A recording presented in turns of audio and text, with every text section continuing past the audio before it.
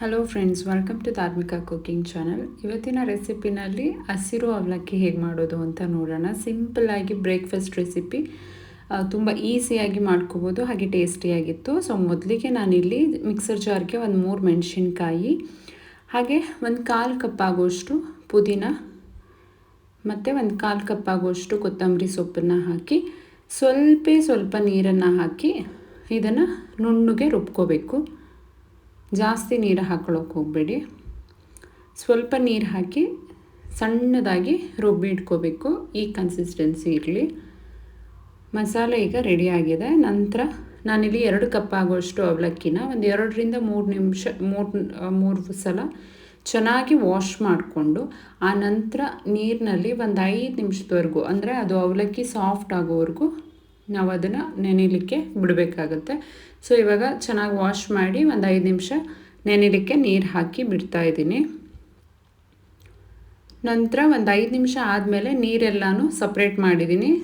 ಅವಲಕ್ಕಿ ಎಲ್ಲ ಚೆನ್ನಾಗಿ ಮೆತ್ತಗಾಗಿದೆ.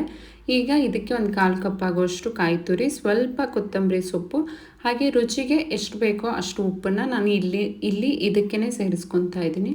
ಸೊ ಹಾಕಿ ಚೆನ್ನಾಗಿ ಇದನ್ನು ಮಿಕ್ಸ್ ಮಾಡಿಕೊಡಿ. ಸೊ ಈ ಥರ ಮಿಕ್ಸ್ ಮಾಡಿ ಇದನ್ನು ಎತ್ತಿಟ್ಕೋಬೇಕು. ಸೊ ಅವಲಕ್ಕಿ ಮಿಕ್ಸ್ಚರ್ ಕೂಡ ರೆಡಿ ಆಯಿತು. ಇವಾಗ ಇದಕ್ಕೆ ಒಗ್ಗರಣೆ ಹಾಕ್ಕೊಂಡ್ರೆ ಹಸಿರು ಅವಲಕ್ಕಿ ರೆಡಿ ಆಗೋಗುತ್ತೆ. ಸೊ ಒಂದು ಪ್ಯಾನ್ಗೆ ನಾನು 2 ಟೇಬಲ್ ಸ್ಪೂನ್ ಆಗುವಷ್ಟು ಎಣ್ಣೆನ ಹಾಕ್ಕೊಂಡು ಒಂದು ಅರ್ಧ ಟೀ ಸ್ಪೂನ್ ಆಗುವಷ್ಟು ಸಾಸಿವೆ, ಅದಕ್ಕಾದ ನಂತರ ಒಂದು ಅರ್ಧ ಟೀ ಸ್ಪೂನ್ ಆಗುವಷ್ಟು ಜೀರಿಗೆ, ನಂತರ ಒಂದು 2 ಟೀ ಸ್ಪೂನ್ ಆಗುವಷ್ಟು ಕಡಲೆಬೇಳೆ, ನೀವು ಉದ್ದಿನಬೇಳೆ ಸಹ ಹಾಕ್ಕೋಬೋದು. ಸೊ ಇದನ್ನು ಹಾಕಿ ಚೆನ್ನಾಗಿ ಫ್ರೈ ಮಾಡ್ಕೊಳ್ಳಿ. ನಂತರ ನಿಮಗೆ ಎಷ್ಟು ಬೇಕಷ್ಟು ಗೋಡಂಬಿಗಳನ್ನ ಹಾಕಿ ಅದನ್ನು ಅಷ್ಟೇ ಸ್ವಲ್ಪ ಫ್ರೈ ಮಾಡ್ಕೋಬೇಕು. ಅದು ಫ್ರೈ ಆದ ನಂತರ ಒಂದು ಮೀಡಿಯಮ್ ಸೈಜ್ದು ಈರುಳ್ಳಿನ ನಾನು ಸಣ್ಣದಾಗಿ ಹಚ್ಚಿಟ್ಕೊಂಡಿದ್ದೆ, ಅದನ್ನು ಸಹ ಹಾಕಿ ಇಲ್ಲಿ ಸ್ವಲ್ಪ ಕರಿಬೇವನ್ನ ಹಾಕಿ ಫ್ರೈ ಮಾಡ್ಕೊತಾ ಇದ್ದೀನಿ. ಸ್ವಲ್ಪ ಹಸಿ ವಾಸನೆ ಹೋಗೋವರೆಗೂ ಫ್ರೈ ಮಾಡಿಕೊಂಡ್ರೆ ಆಯಿತು. ಸೊ ಕಡಲೆ ಬೀಜನ ನೀವು ಬೇಕಿದ್ದರೆ ಹಾಕ್ಕೋಬೋದು, ತೊಂದರೆ ಇಲ್ಲ. ನಾನಿಲ್ಲಿ ಅದನ್ನು ಆ್ಯಡ್ ಮಾಡ್ಕೊಂಡಿಲ್ಲ. ಸೊ ನಿಮಗೆ ಇಷ್ಟ ಇದ್ದರೆ ಅದನ್ನು ಸಹ ಫ್ರೈ ಹಾಕ್ಕೋಬೋದು. ನಂತರ ಇದು ಸ್ವಲ್ಪ ಒಂದು 2-3 ನಿಮಿಷ ಚೆನ್ನಾಗಿ ಫ್ರೈ ಆದ ನಂತರ ನಾನು ಓವರ್ನೈಟ್ ನೆನೆಸಿ ಆನಂತರ ಒಂದು 2 ವಿಷಲ್ನ ಕೂಗಿಸ್ಕೊಂಡಿರುವಂಥ ಬಟಾಣಿನ ನಾನಿಲ್ಲಿ ಹಾಕ್ಕೊತಾ ಇದ್ದೀನಿ. ಒಂದು 1/4 ಕಪ್ ಆಗೋಷ್ಟು ಹಾಕ್ಕೊತಾ ಇದ್ದೀನಿ. ನೀವು ಹಸಿ ಬಟಾಣಿ ಯೂಸ್ ಮಾಡೋ ಹಂಗಿದ್ರೆ ಹಸಿ ಬಟಾಣಿನೂ ಸಹ ಯೂಸ್ ಮಾಡ್ಬೋದು. ಸೊ ಒಣ ಬಟಾಣಿ ಆಗಿರೋದ್ರಿಂದ ಓವರ್ನೈಟ್ ನೆನೆಸಿ ಅದನ್ನು ಬೇಯಿಸಿ ಆನಂತರ ಹಾಕ್ಕೊತಾ ಇದ್ದೀನಿ. ನಾವು ಆವಾಗಲೇ ಕೊತ್ತಂಬರಿ ಮತ್ತು ಪುದೀನ ಮೆಣಸಿನ್ಕಾಯಿ ಎಲ್ಲ ಪೇಸ್ಟ್ ಮಾಡ್ಕೊಂಡಿದ್ವಲ್ಲ, ಆ ಪೇಸ್ಟನ್ನು ಇವಾಗ ಇದಕ್ಕೆ ಆ್ಯಡ್ ಮಾಡ್ಕೊತಾ ಇದ್ದೀನಿ. ಆ್ಯಡ್ ಮಾಡಿಕೊಂಡು ಇದಕ್ಕೆ ಒಂದು 1/4 ಕಪ್ ಆಗೋಷ್ಟು ನೀರನ್ನು ಸೇರಿಸ್ಕೊತೀನಿ. ತುಂಬ ನೀರು ಹಾಕ್ಕೊಳ್ಳೋಕೆ ಹೋಗಬೇಡಿ. ಸೊ ಒಂದು 1/4 ಕಪ್ ಆಗೋಷ್ಟು ನೀರನ್ನು ಸೇರಿಸ್ಕೊಂಡು ಈ ನೀರು ಚೆನ್ನಾಗಿ ಸೀಬೇಕು, ಅಲ್ಲಿವರೆಗೂ ಇದನ್ನು ಫ್ರೈ ಮಾಡ್ಕೊಳ್ಳಿ. ಒಂದು 2ರಿಂದ 3 ನಿಮಿಷದವರೆಗೂ ಫ್ರೈ ಆದರೆ ಸಾಕು. ಸೊ ಚೆನ್ನಾಗಿ ಫ್ರೈ ಆದ ನಂತರ ನೋಡಿ ಈ ಥರ ಇರುತ್ತೆ, ನೀರೆಲ್ಲ ಹಿಂಗಿರುತ್ತೆ.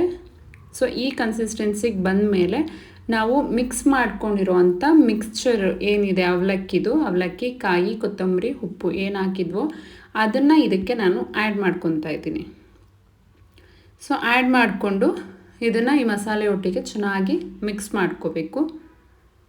ಸೊ ಚೆನ್ನಾಗಿ ಮಿಕ್ಸ್ ಮಾಡಿ ಒಂದು 2ರಿಂದ 3 ನಿಮಿಷದವರೆಗೂ ಫುಲ್ ಲೋ ಫ್ಲೇಮ್ ಮಾಡಿ ಬಿಟ್ಟರೆ ಹಸಿರು ಅವಲಕ್ಕಿ ರೆಡಿಯಾಗಿ ಹೋಗುತ್ತೆ. ನಿಮಗೆ ಬೇಕು ಅಂತ ಇದ್ದರೆ ಲೆಮನ್ ಸಹ ಯೂಸ್ ಮಾಡ್ಕೋಬೋದು ಲಾಸ್ಟಲ್ಲಿ.